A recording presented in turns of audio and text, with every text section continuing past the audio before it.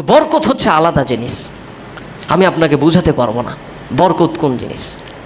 বরকতে আপনি শান্তি পাবেন, বরকতে অল্পতেই আপনি সন্তুষ্টি থাকবেন, বরকতে অল্পতেই আপনি কি আগানোর চেষ্টা করবেন।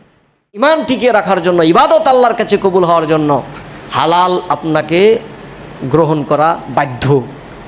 সামনে কুরবানি আসছে, কুরবানি শব্দের অর্থই হচ্ছে আল্লাহর নৈকট্য লাভ অর্জন করা। গুরুত্বপূর্ণ যে তিনি কতটা বিনয়ী, কতটা নম্র, কতটা শান্ত, কতটা সহনশীল, কতটা ধৈর্যশীল ছিলেন। দেখেন যে তিনি সবার চেয়ে বেশি ক্ষুধার্ত হওয়ার পরে সবাইকে খেতে দিলেন, পান করতে দিলেন, তারপরে তিনি পান করলেন। সুবহানাল্লাহ। তো এইরকম তাদের মন মানসিকতা ছিল, এইরকম আমল ছিল, যার কারণে তাদের এই সমস্ত কাজে আল্লাহ খুশি হয়েছেন আর তাদের আইন কামে বরকত দিয়েছে। এটা হচ্ছে বরকত। দুধ পান করছে অল্প, কিন্তু দুধ পান করে মন ভরে যাচ্ছে, পেট ভরছে, কিন্তু দুধ শেষ হচ্ছে না, এটা নাম বরকত। তো যারা হালাল পথে উপার্জন করে এদের বরকত থাকে, এটা আপনাকে মানতেই হবে। হারাম প্রসেসে যারা ইনকাম করে, উপার্জন করে, তাদের বরকত কমে যায়। আপনি খোঁজ নিয়ে দেখেন, একটা মানুষ মাসে 3 লক্ষ টাকা 2.5 লক্ষ টাকা ইনকাম করে, আর একটা মানুষ দেখা যায় 20 থেকে 25,000 টাকা ইনকাম করে, তার ফ্যামিলি স্ট্যাটাস আর এর ফ্যামিলি স্ট্যাটাস আপনি খোঁজ নিয়ে দেখেন যে এই যে 20 থেকে 25,000 ইনকাম করে, এর ছেলে মেয়ে কথা শুনে, ওনার যে ছেলে আছে, মেয়ে আছে, এই ছেলে মেয়েরা বাবা মার স্বপ্ন পূরণের জন্য কত চেষ্টা, যে আমার মায়ের স্বপ্ন আমাকে পূরণ করতে হবে, আমার বাবার স্বপ্ন আমাকে পূরণ করতে হবে। এই স্বপ্ন পূরণের জন্য কত চেষ্টা আর কত সততা বজায় রেখে তারা কত বিনয়ের সাথে আগানোর চেষ্টা, এবং একটা পর্যায়ে তারা সফল হয়।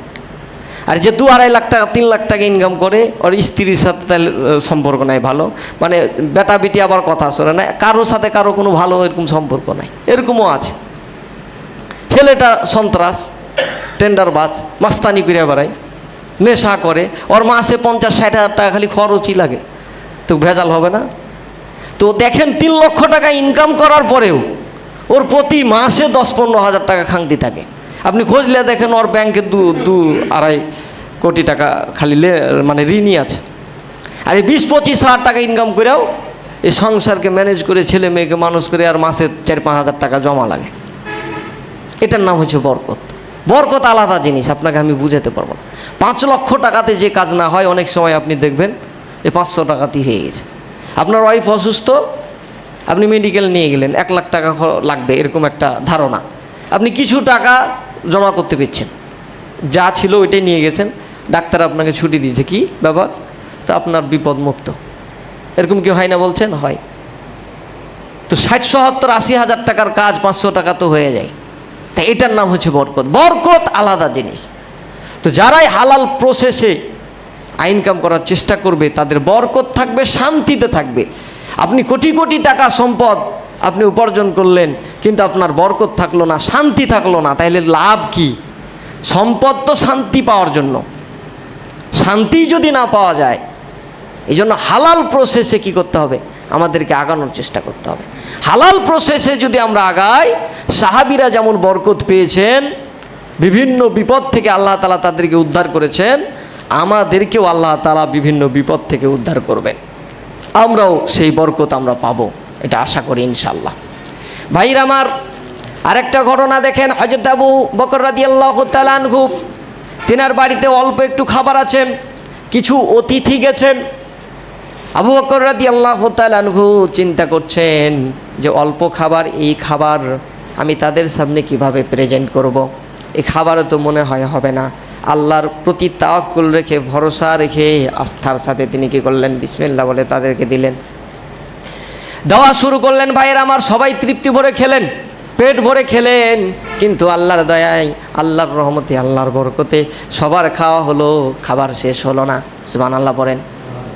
এগুলো ঘটনা আপনার কাছে কাল্পনিক মনে হতে পারে, নাটকীয় গল্প মনে হতে পারে, এগুলো হচ্ছে নাস্তিকদের কাছে হবে, বামপন্থীদের কাছে হবে, রামপন্থীদের কাছে হবে, মুসলমানের কাছে হতে পারে না।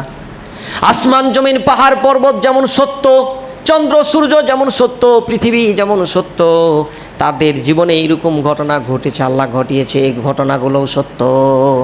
সুবহানাল্লাহ পড়েন। খন্দকের যুদ্ধে ভাইয়েরা আমার, নবীজি সাল্লাল্লাহু আলাইহি সাল্লাম ক্ষুধার্ত অসুস্থ হয়ে পড়ছেন। এই বিষয়টা কোনো এক সাহাবী ফলো করেছেন, তিনি বুঝতে পেরেছেন। সাহাবীর নাম হচ্ছে জাবের রাদিয়াল্লাহু তাআলা আনহু। জাবের রাদিয়াল্লাহু তাআলা আনহু নবীজিকে গোপনে বলছেন, ইয়া রাসূলুল্লাহ, ইয়া হাবিবাল্লাহ, আপনার খাবারের ব্যবস্থা করা হয়েছে, আমার বাসায় খাবারের আয়োজন আছে, আপনি চলেন। যখন ভাইয়ের আমার হযরতে জাবির রাদিয়াল্লাহু তাআলা আনহু নবীজিকে কথা বললেন, নবীজি সাথে সাথে সকল খন্দকের যোদ্ধারাকে দাওয়াত দিয়ে দিলেন, হে খন্দকের লোকেরা, তোমরা সকলেই জাবেরের বাড়িতে চলো, ওখানে খাবারের ব্যবস্থা আছে। সুবহানাল্লাহ বলেন। জাবের রাদিয়াল্লাহু তাআলা আনহু চিন্তায় পড়ে গেলেন, আমার বাড়িতে তো অল্প খাবার, আমি নবীজিকে গোপনে দাওয়াত দিলাম, নবীজি তো সকলকেই দাওয়াত দিয়ে দিলেন, আমি কি করব? দাওয়াত যেহেতু দিয়েই দিয়েছেন, নিয়ে তো যেতেই হবে, নিয়ে না গিয়ে তো উপায় নাই। এইবার সবাই চলে গেলেন ভাইরা আমার জাবেরের বাড়িতে। জাবের রাদিয়াল্লাহু তাআলা আনহু ওই খাবারটুকুই কি করলেন? প্রেজেন্ট করলেন সবার সামনে। নবীজি সাল্লাল্লাহু আলাইহি সাল্লাম সবাইকে খেতে বললেন, সবাই খেলেন। খেতে খেতে সবার মন ভরল, পেট ভরল, তৃপ্তি ভরে খেলেন। কিন্তু আল্লাহর দয়ায়, আল্লাহর রহমতে, আল্লাহর বরকতে খাবার শেষ হলো না। সুবহানাল্লাহ। এগুলো সত্য ঘটনা, সহিহ বুখারীর হাদিস ভাইয়েরা আমার।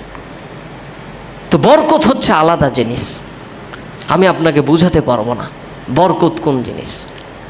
বরকতে আপনি শান্তি পাবেন, বরকতে অল্পতেই আপনি সন্তুষ্টি থাকবেন, বরকতে অল্পতেই আপনি কি আগানোর চেষ্টা করবেন। আর যখনই আপনার বরকত উঠে যাবে, বরকত থাকবে না, বিভিন্ন হারাম প্রসেস অবলম্বন করবেন, তখন আপনি যত পাবেন তত নেবেন, যত পাবেন তত নেবেন, সর্বদাই সব সময় ব্যস্ত থাকবেন। এত দূরের ওপর রাখবে, এত ব্যস্ততার ভিতরে রাখবে, আপনি নামাজ পড়ার টাইমই পাবেন না।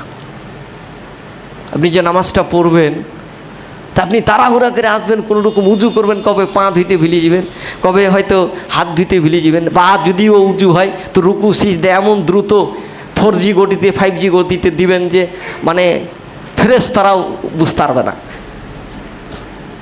লেখবে তো মিস্টেক করে দিবে যে কখন রুকু করছে, কখন সিজদা করছে। এরকম দেখেছি যে এরকম হয়তো খুব চাপের ওপর থাকে। কর্ম করতে হবে, সব কিছু করতে হবে, হালাল প্রসেসে করবেন, আল্লাহ আপনাকে সুখ দিবে, শান্তি দিবে, আপনি সব কিছুই করে মজা পাবেন। সাহাবীদেরকে আমাদেরকে ফলো করতে হবে। তিনারা এই যে আবু বকর রাদিয়াল্লাহু তাআলা আনহুর ঘটনাটা বললাম, যে পেট থেকে খাবার বের করে দিলেন, মানে কি আপনি বলছেন? হযরতে ওমর ফারুক রাদিয়াল্লাহু তাআলা আনহু বলছেন যে আমরা অনেক সময় হালাল থেকেও দূরে থাকতাম, ভয়ে যে কোনটা এটা মনে হয় হারাম, সন্দেহ, সামান্য যদি সন্দেহ হয়েছে বাদ দিতে, পরে দেখা গেছে যে এটা হালাল ছিল।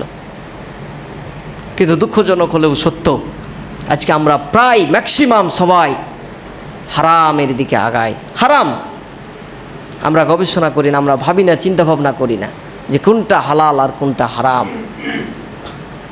কিন্তু মুমিনকে ঈমান টিকে রাখার জন্য আমি প্রথমেই আলোচনার সূচনা লগ্নেই বলেছি যে ঈমান টিকে রাখার জন্য, ইবাদত আল্লাহর কাছে কবুল হওয়ার জন্য হালাল আপনাকে গ্রহণ করা বাধ্য। সামনে কুরবানি আসছে, কুরবানি শব্দের অর্থই হচ্ছে আল্লাহর নৈকট্য লাভ অর্জন করা। এখন এই কুরবানি তো দিতে গেলেও আমাদের অর্থের প্রয়োজন, তো সেই অর্থটা যদি হালাল না হয় তাহলে বলেন কুরবানিটা আল্লাহর কাছে কতটুকু কবুল হবে, কতটুকু গ্রহণযোগ্যতা পাবে, আল্লাহ তাআলাই ভালো জানেন। এসব বিষয় আমাদেরকে আল্লাহ ক্লিয়ার করে দিয়েছেন। তারপরেও যদি আমরা না মানি তাহলে আমরাই তো বুঝতে পারছি যে আসলে এর ফলাফল কি হতে পারে। তো সুতরাং অবশ্যই আমরা যেইটুকুই করি, কুরবানি করি আর অন্যান্য যাই করি না কেন, ওইটুকুই আমরা হালাল প্রসেসে করব। সম্মানিত উপস্থিতি, আল্লাহর কাছে আমরা দোয়া করি, আল্লাহ তুমি আমাদেরকে হালাল প্রসেসে, হালাল পন্থায় তুমি আমাদেরকে উপার্জন করার, খাদ্য গ্রহণ করার তৌফিক তুমি দান করো। সবাই পড়ি আমিন। হালাল পদ্ধতিতে, হালাল সিস্টেমে মাবুদ তোমার নবীর সাহাবীরা যেভাবে সফল হয়েছেন, সাকসেস হয়েছেন, সেভাবেও তুমি আমাদেরকে সফলতার চাবিকাঠি, সফলতার সর্বোচ্চ জায়গায় তুমি পৌঁছিয়ে দাও। সবাই পড়ি আমিন। আল্লাহ তুমি আমাদেরকে সুস্থ রাখো, সুন্দর রাখো, ঈমানের সাথে রাখো। আল্লাহ তুমি আমাদের টেনশনকে দূর করে দাও, চিন্তাকে দূর করে দাও। আল্লাহ তুমি আমাদেরকে প্রশান্তি দাও। আল্লাহ তুমি আমাদেরকে অসুখ বিসুখ থেকে দূরে রাখো, সুস্থতা দান করো। সবাই পড়ি আমিন। সম্মানিত উপস্থিতি, এ বলেই আমি আমার সংক্ষিপ্ত আলোচনার সমাপ্তি এখানেই ঘটাচ্ছি। সুবহানাকা আল্লাহুম্মা ওয়া বিহামদিকা আশহাদু আল্লা ইলাহা ইল্লা আনতা আস্তাগফিরুকা ওয়া আতুবু ইলাইক। আসসালামু আলাইকুম ওয়া রাহমাতুল্লাহ।